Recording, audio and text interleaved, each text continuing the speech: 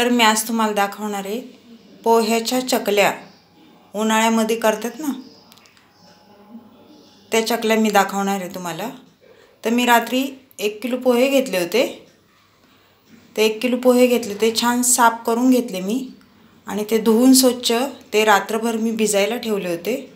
ह्या पद्धतीने बघा ते भिजलेत छान मस्त। तर मी लाल मिरच्या घेतल्या होत्या, मी त्या बारीक मिक्सरला बारीक करून घेतल्यात। चवीनुसार मीठ घेतलेले आहे।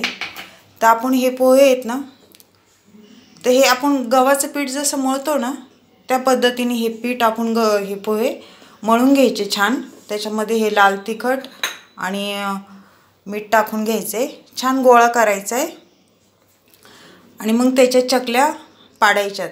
तर मी तुम्हाला दाखवते। छान आपला गोळा तयार झालेला आहे पोह्याचा। तर आपण ह्या सोऱ्याने चकल्या करून घेऊया। आपण दाखवते मी तुम्हाला चकल्या। अशा पद्धतीने आपण सर्व चकल्या पोह्याच्या करून घेतलेल्या आहेत। कशा वाटल्या मला कमेंट करून नक्की सांगा।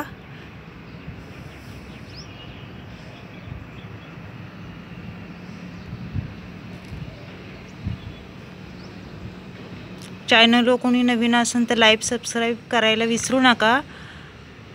उद्या भेटू आपण, चला बाय।